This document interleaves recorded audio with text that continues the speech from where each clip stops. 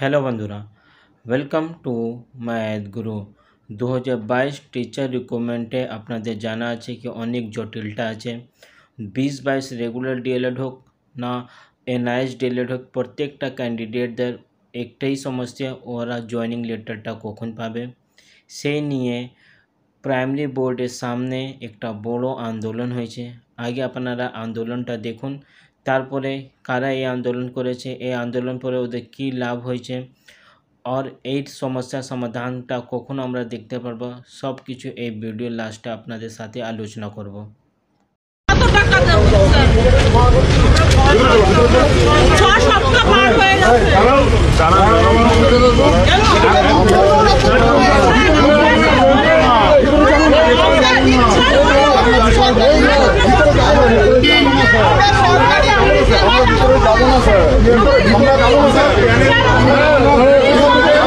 নমস্কার, এস নিউজের লাইভে আপনাদের স্বাগত। এই মুহূর্তে আমরা সল্টলেকে পশ্চিমবঙ্গ প্রাথমিক শিক্ষা পর্ষদের সামনে দাঁড়িয়ে আছি। আপনাদের জানাই যে এখানে প্রাইমারি টিচাররা তারা বিক্ষোভে সামিল হয়েছেন। তাদের যে কর্মসূচি, পশ্চিমবঙ্গ প্রাথমিক পর্ষদের যে অফিস, সে অফিসে তারা তালা ঝোলাবেন এবং তারা ইতিমধ্যেই আপনাদের জানাই যে পুলিশ এর সঙ্গে তাদের বচসা শুরু হয়েছে। সে ছবি আপনাদের আমরা দেখানোর চেষ্টা করি। এবং তারপর থেকে 2014 10 পাস আমরা 11 বছর ধরে অফিসারের এতে পড়ে আছি। আমাদের সুপ্রিম কোর্টের জবে থেকে 4 এপ্রিল রায় হয়েছিল, তারপর আমাদের কন্টেম্পের রায় 42 দিন সময় দেওয়া হয়েছিল। আজকে 42 দিন পেরিয়ে 50 দিন হতে চলেছে, এখনো তো আমাদের প্যানেল বেরোচ্ছে না। একদমই তাই। আপনাদের জানাই যে পুলিশের সঙ্গে ইতিমধ্যেই বচসা শুরু এবং সুপ্রিম কোর্টের অর্ডার কপি তারা নিয়ে এসে উপস্থিত হয়েছে।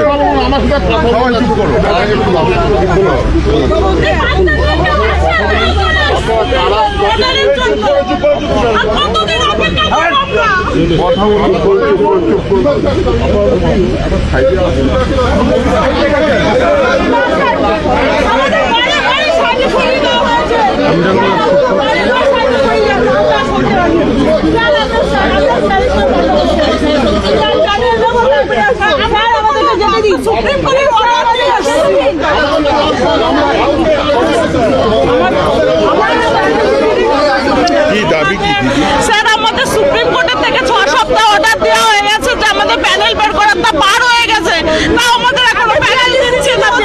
পার হয়ে গেছে, এখনো কোনো খবর নেই। আমরা 42 দিন অপেক্ষা করে আছি, তারপরেও বর্ষার এইভাবে করে আমাদের সঙ্গে অন্যায় করে যাচ্ছে। আমরা অনেক সময় দিয়েছি, আজ পর্যন্ত 6 সপ্তাহ অলরেডি পার হয়ে গেছে। সুপ্রিম কোর্টে দুবার অর্ডার পেয়েছি আমরা, তাও এখন আবার 200 দিন পার হয়ে গেছে। 200 দিন ঠিক আছে, আমাদের আর ধৈর্য নেই, এত আসতে পারার মতো আমাদের আর ধৈর্য রাখতে পারছি না। আমরা অধৈর্য হয়ে পড়েছি। আমরা প্যানেল নিতে এসেছি, আমাদের রায় পার হয়ে গেছে। 20-22 ডিএলএড ব্যাচ, আমাদের 20-22 ডিএলএড ব্যাচ সুপ্রিম কোর্ট থেকে অর্ডার দিয়ে দিয়েছে 6 সপ্তাহের মধ্যে আমাদের রিক্রুটমেন্ট দিতে, কিন্তু এখনো 6 সপ্তাহ পার হয়ে গেছে, এখনো রিক্রুটমেন্ট আমাদের দেয়নি। আমরা শুধু প্যানেলের জন্য আমরা প্যানেল পেলে চলে যাবো, আমাদের আর কোনো দাবি নেই। আমরা প্যানেল নেব, যদি এখন প্যানেল বেরিয়ে যায় আমরা এখন চলে যাবো, আমাদের আর কোনো দাবি নেই।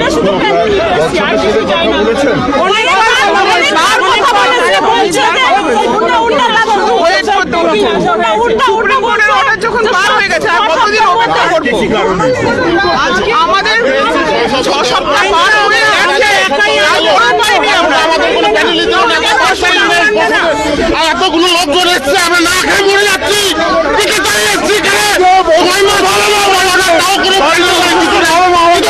আমরা কি করছি? আমাদের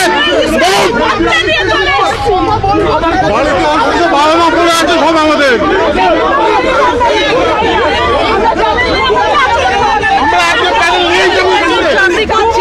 আমাদের সাথে একই প্যানেলে তারা 2 বছর ধরে চাকরি করছে। আমাদের 7 মাস আগে অর্ডার হয়ে গিয়েও আমরা এখনো 42 দিনে অর্ডার হয়ে সেটা পর্যন্ত আমাদের এখনো হয়নি। আমাদের হয়তো 2513 আর কতদিন সহ্য করবো আমরা? আজকে আমরা একই নোটিফিকেশনে 2 বছর আগে থেকে তারা চাকরি করছে, আমরা বাড়িতে বসে আছি। আমরা 7 মাস আগে আমাদের অর্ডার দিয়েছে, তারপরেও সুপ্রিম কোর্টের অর্ডার মানছে না পর্ষদ। সুপ্রিম কোর্টের অর্ডার আমাদের স্যার 2022 সালের আমরা যথারীতি খুশি। 4 এপ্রিল থেকে স্যার এত ডিলে করলো, বাধ্য হয়ে আমরা কন্টেম্পট মামলা করলাম। আদালত অবমাননার মামলা, যে আদালত এই সুপ্রিম কোর্টের রায় রাজ্য সরকার কমপ্লাই করেনি, এই মামলা করা হয়। এই মামলার রায় দেওয়া হয় 12ই সেপ্টেম্বর স্যার। সুপ্রিম কোর্ট 2025 সালে স্ট্রিক্টলি সুপ্রিম কোর্ট জানিয়ে দেয় যে সুপ্রিম কোর্টের প্রত্যেকটা কথা রাজ্য সরকার মানতে এবং কমপ্লাই করতে বাধ্য। ফাইনালটা কথা আছে যে 42 দিনের মধ্যে এই নিয়ম কমপ্লিট করেই দিতে হবে। আজ 50 দিন হয়ে গেছে, আমরা শুধু জানতে এসেছি আমাদের প্যানেলটা কবে দেবে। 12 সেপ্টেম্বর সুপ্রিম কোর্ট যে রাইট, সুপ্রিম কোর্ট যে অর্ডার দিয়েছে স্যার, আপনারাও সুপ্রিম কোর্টের ঊর্ধ্বে নন এবং ভীষণভাবে আপনারাও জানেন যে সুপ্রিম কোর্টকে ফলো করতে হবে। এখানে দোষী রাজ্য সরকার, আপনারা আমাদেরকে একটু সাহায্য করুন। পর্ষদ এখানে দোষী, আপনারা আমাদেরকে সাহায্য করুন। যারা সুপ্রিম কোর্টের রায় মানেনি আপনারা ওনাদেরকে কভার করছেন স্যার, আমাদেরকে ছেড়ে। আমরা শুধু সেপ্টেম্বরের মানেনি, আবার কোথায় যাবো? মেন জাজমেন্ট যেটা, মেন জাজমেন্ট 4 এপ্রিল মানেনি, সেই জাজমেন্টের বিরুদ্ধে আবার আমরা যাচ্ছি, কন্টেম্প করতে। কন্টেম্পে 42 দিন ওভার, আবার কোথায় যাবো? আমরা 20-22 ডিএলএড প্রার্থী, 2022 রিক্রুটমেন্টের একটা পার্ট, আমাদের একটা পার্ট 1.5 বছরের বেশি চাকরি করছে।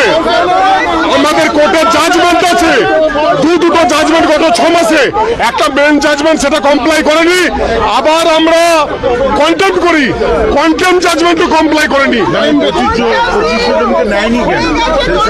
একটা লিটিগেশন এরা নিজেরা ফসিয়েছিল, আমাদেরকে এক্সাম দেওয়া নিয়ে নোটিফিকেশন পাবলিশ করে, সেটা সিঙ্গেল বেঞ্চ আমাদের এলাও করে, ডিভিশন এসে সেটা সাইডে হওয়ার পর সুপ্রিম কোর্ট আবার আমাদেরকে এলাও করে। সুপ্রিম কোর্টের মেন জাজমেন্ট মানেনি, তারপরে আবার 5 মাস পর কন্টেম্প করি, সেই কন্টেম্পের জাজমেন্ট মানেনি। দেখুন 12ই সেপ্টেম্বরের কন্টেম্পের order shall be complied within a period of 6 week. কনফুটে 42 দিনের মধ্যে অর্ডার কমপ্লাই হয়নি, আবার কোথায় যাব? কন্টেম্পের পরে তো আর কিছু হয় না, সুপ্রিম কোর্টের পরে তো আর কিছু হয় না, সেই কমপ্লাই এরা কবে করবে? আজকে আর প্যানেল দিয়েই আমরা বাড়ি চলে যাবো।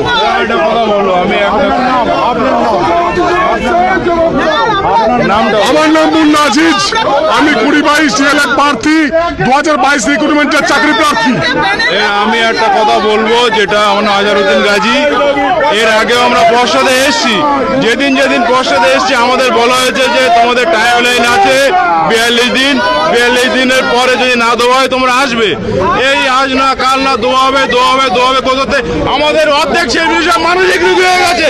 এমনকি আমি যেখানে বাস করি মানে স্বরূপনগরে, সেখানে একজন সুইসাইড অ্যাটেম্প পর্যন্ত করেছে। সরকার কি চাচ্ছে, কি চাচ্ছে? এই ছেলেপেলেগুলো মারা যাবে, তারপর মৃতদের প্যানেল দেবে, মৃতদের কি প্যানেল দেবে? 42 দিনে যদি না দিই 43 দিনের বেলা আসবেন পর্ষদে, এখন পর্যন্ত কেন প্যানেল দেয়নি? একজন মারা গেছে, একজন সুইসাইড অ্যাটেম্প করছে, আজ না কাল না, চলে গেলে তারপর আসবে, হয়ে গেল তার চলে দিন।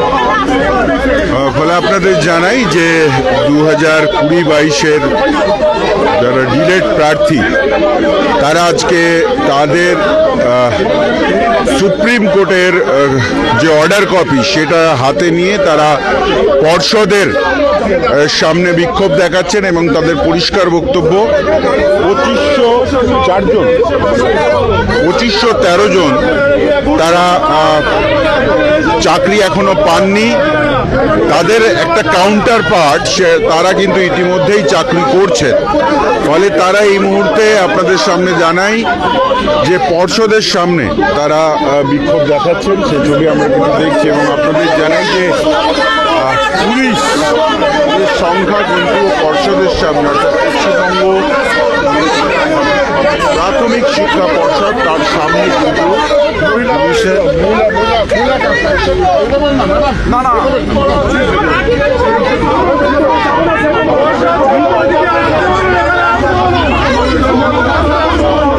আপনাদের জানাই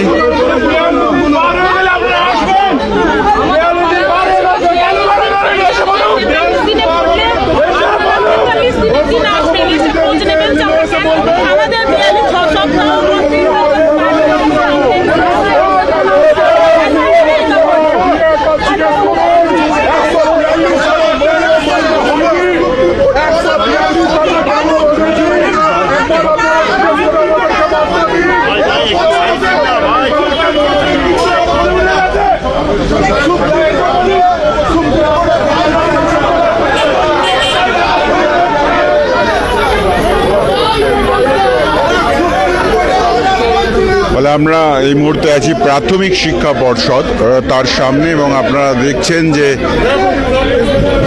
তাদের দাবি যে তারা ইতিমধ্যেই চাকরি পেয়ে গেছে 2513 জন, এবং 2020-22-এ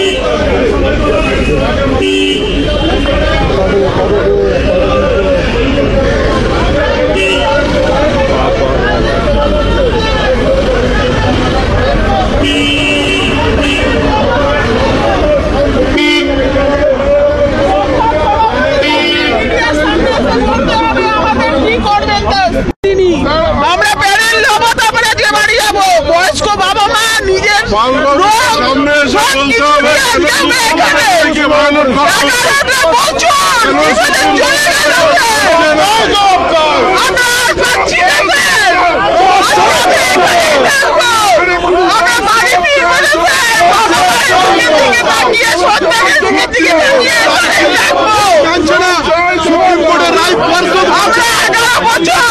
দাবি আনতেছি যে আমাদের কবে নিয়োগ দেবে, অর্ডার দিয়েছে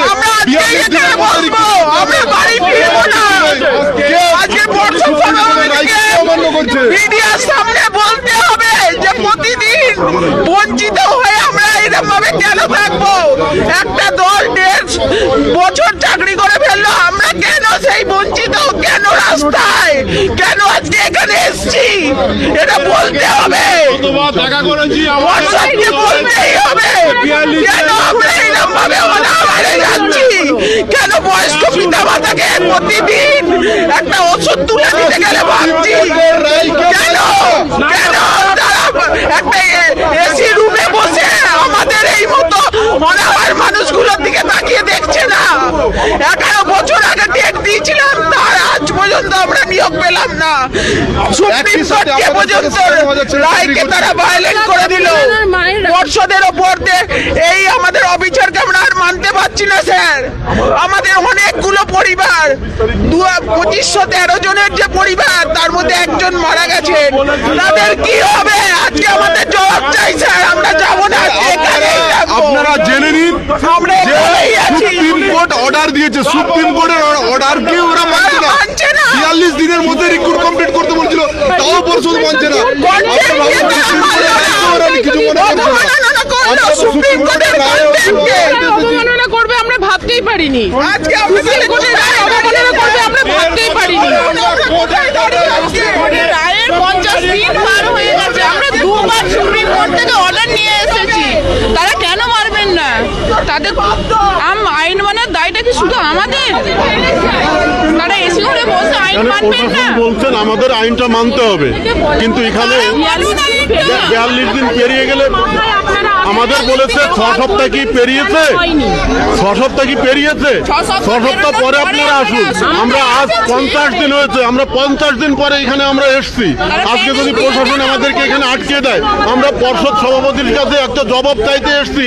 আপনি 6 সপ্তাহের কথা বলেছিলেন, সেই 6 সপ্তাহ অতিক্রান্ত করে আমরা আজকে এসছি, 50 দিন অতিক্রান্ত আমরা সেই দিন আমরা এসছি। তাহলে আমাদেরকে কেন পুলিশ দিয়ে আটকানো হচ্ছে, প্রশাসন দিয়ে কেন আমাদেরকে আটকে দেওয়া হচ্ছে? আমরা তো একটা জবাব চাইতে এসছি যে আমাদের কেন এই প্যানেলটা দেওয়া হলো না।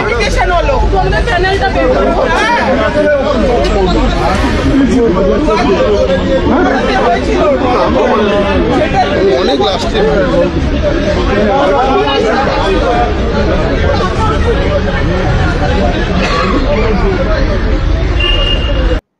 আশা করি আপনারা ভিডিওটা দেখে নিয়েছেন। আপনাদের জানা আছে कि 2022 টিচার রিক্রুটমেন্টে 2500+ ভ্যাকেন্সি এখনও রিমেনিং আছে। তার মধ্যে 20-22 রেগুলার ডিএলএড আর এনআইএস ডিএলএডদেরকে চাকরি দিতে হবে।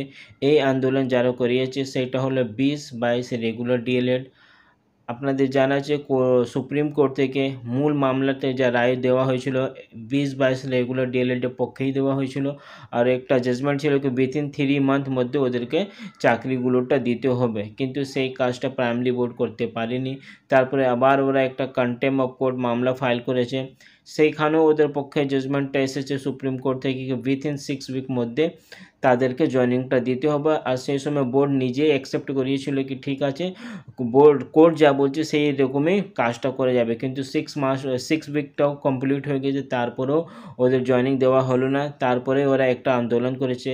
নিশ্চিত আপনাদের জানা আছে কি 13 তারিখে কলকাতা হাইকোর্টে 2022 টিচার রিক্রুটমেন্ট নিয়ে একটা হেয়ারিং আছে। তার আগে প্যানেলটা বের হবে কি হবে না খুব মুশকিল আছে, কারণ 13 তারিখে জাজমেন্ট পরেই দেখা যাবে কি কারা এই 2500+ যা সিট বাকি আছে রিমেনিং আছে কারা এর মধ্যে চাকরি পাবে। কারণ ইনডাইরেক্টলি হোক না হলে ডাইরেক্টলি হোক প্রাইমারি বোর্ড চেষ্টা করছে কি 20-22 রেগুলার ডিএলএডদেরকেও তার মধ্যে যত রিমেনিং সিট আছে তাদের থেকে চাকরি দেওয়া হোক, কিন্তু তার সেই রিমেনিং সিটে এনআইএস ডিএলএডদের আছে তাদের ওদের কি হবে।